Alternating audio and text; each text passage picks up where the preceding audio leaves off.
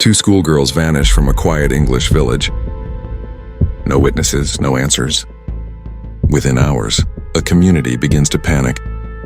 Parents lock their doors, search parties fill the streets, and as the investigation unfolds, one man appears to be helping.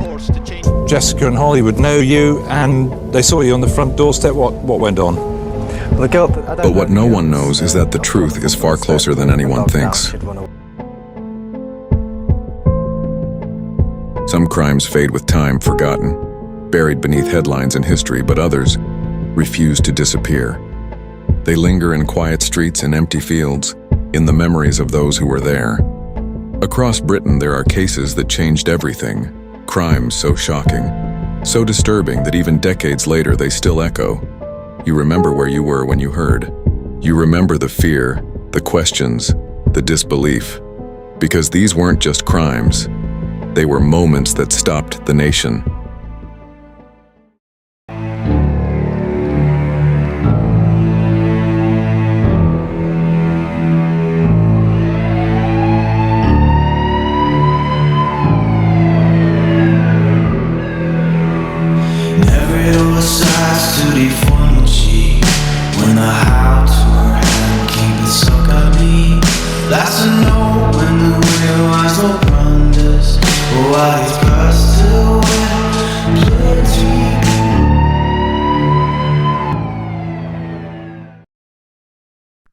August 2002, the small town of Soham, Cambridgeshire, a quiet place where nothing much ever happens.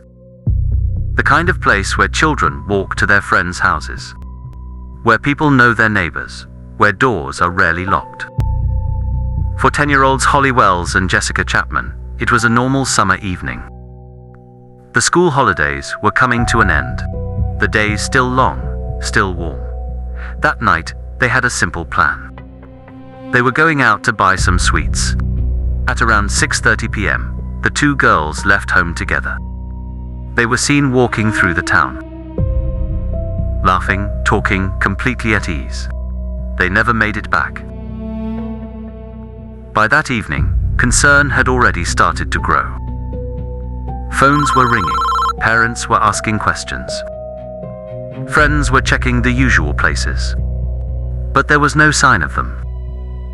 As the hours passed, that concern quickly turned into something else: fear. Because in a place like Soham, children do not just disappear. By nightfall, the search had begun. Police were called. Officers moved through the streets, knocking on doors, asking the same question again and again. Have you seen them? Neighbors joined in.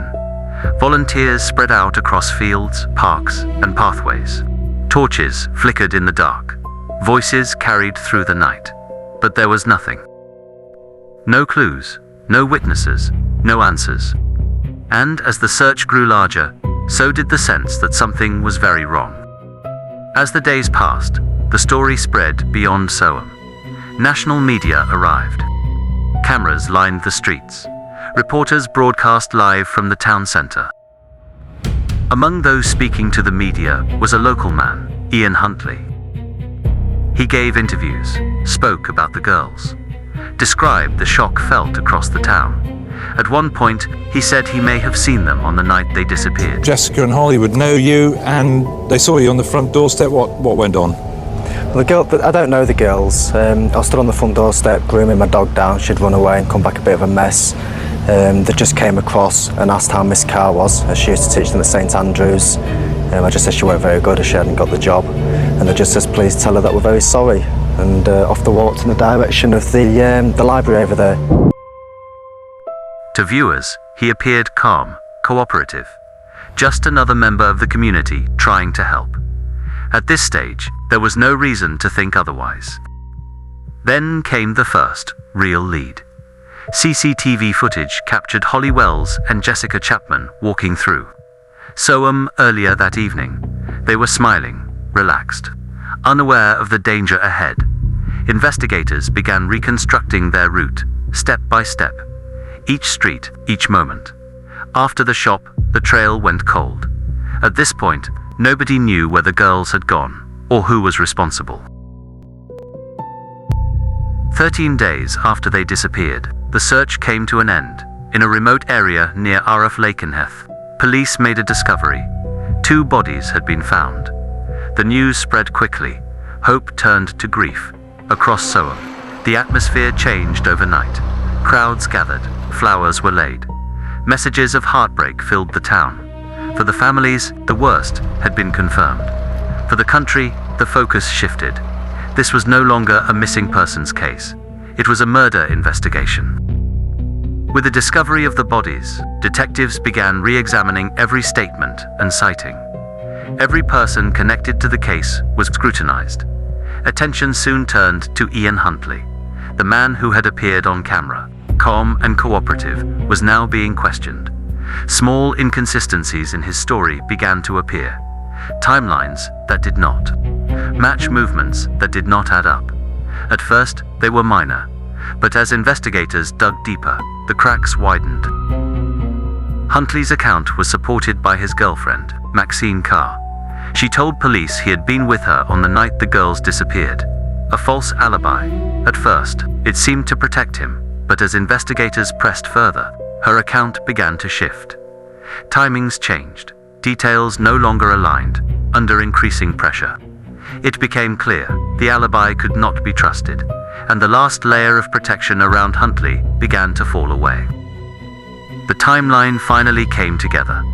On the evening of August 4th, Holly Wells and Jessica Chapman were last seen walking through Soham, heading toward the shop. CCTV captured them along the route, smiling, unaware of the danger ahead. Investigators traced their movements as far as they could. At some point, the girls encountered Ian Huntley. He persuaded them to come to his home. Inside, a terrible crime was committed. Both girls were murdered, and he also inappropriately assaulted them. Afterward, Huntley tried to cover what had happened. He moved their bodies away from the town and disposed of clothing and other items that could link him to the crime. For days, he appeared on camera, speaking as a concerned member of the community. But the evidence, timelines, and contradictions in his statements slowly exposed the truth. Piece by piece, investigators reconstructed the night's events. The girls had been lured, assaulted, murdered, and hidden. A man who seemed part of the town had betrayed everyone's trust. The picture that emerged was horrifying in its clarity. This was no longer speculation. The full reality of that summer evening was finally known. With the evidence mounting, police moved in. Ian Huntley was arrested and charged with the murders of Holly Wells and Jessica Chapman. Court proceedings followed. Evidence, testimony, and forensic analysis were presented in detail. In December 2003, Huntley was found guilty of both murders. He was sentenced to life imprisonment, with a minimum term of 40 years. Maxine Carr was convicted of perverting the course of justice for providing a false alibi and also received a prison sentence. Noisy and a real tomboy. Happy, no worries, just enjoying life, and just always happy, always smiling. Great sense of relief. There was certainly no sense of euphoria, just a relief that we'd got to the end of that process. Thank you. That man's changed everything. I refuse to let him win on this. I mean, our life sentence started last August. His is only just beginning. The Soham case shocked Britain. 2 children lost in a quiet town exposed gaps in child safety and background checks. In the aftermath, significant reforms were introduced. Background checks for those working with children were strengthened. Information sharing between police forces was improved. Schools and local authorities became more vigilant. The tragedy forced reflection on how such crimes could happen and how to prevent them in the future.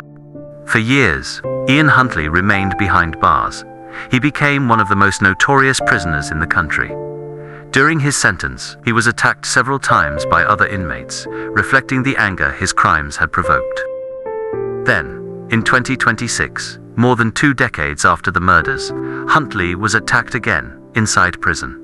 He suffered severe injuries and was placed on life support. Days later, he died in hospital, bringing an end to the life of a man responsible for one of Britain's most shocking crimes. The Soham murders left a lasting scar on Britain.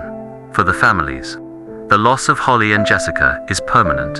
For the nation, the case became a turning point in how communities, schools, and police respond to child safety. And while justice was served, the story continues to resonate. Because what happened in Soham is remembered not just for the tragedy, but for the changes it forced upon the country and the lives it touched forever.